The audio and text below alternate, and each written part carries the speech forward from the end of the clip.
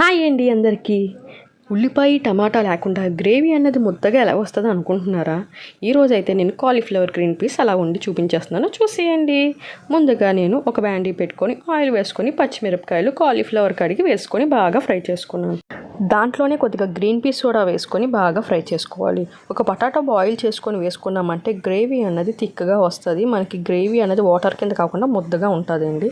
దాంట్లోనే కొద్దిగా పచ్చికారం, తగినంత ఉప్పు కూడా వేసుకొని బాగా ఫ్రై చేసుకోవాలి. మనం ఇంట్లో ఆడించుకున్న గరం మసాలా నుండి దీంట్లో వెల్లుల్లిపాయ లేకుండా వేసాను గరం మసాలా పేస్ట్. ఎవరికైనా కావస్తే కింద కామెంట్ సెక్షన్లో పెట్టండి, పెడతాను మీకు వీడియో కూడా. ఆ గరం మసాలా కూడా వేసుకొని బాగా ఫ్రై చేసుకొని కొద్దిగా వాటర్ వేసేసుకొని ఒక 10 నిమిషాలు అయితే మూత పెట్టేసుకోవాలండి. కొద్దిగా వాటర్ ఉంటుండగా కొబ్బరి ముద్ద పేస్ట్ వేసుకోవాలండి. కొబ్బరి ముద్ద బంగాళదుంప పేస్ట్ వేసుకుంటే గ్రేవీ అనేది థిక్గా వస్తుందండి. ఏ కూరకైనా కొద్దిగా కొత్తిమీర వేసి గార్నిష్ చేసుకుంటే కూర రెడీ అయిపోయింది. నచ్చితే ఒక లైక్ చేయండి, సబ్స్క్రైబ్ కూడా చేయండి.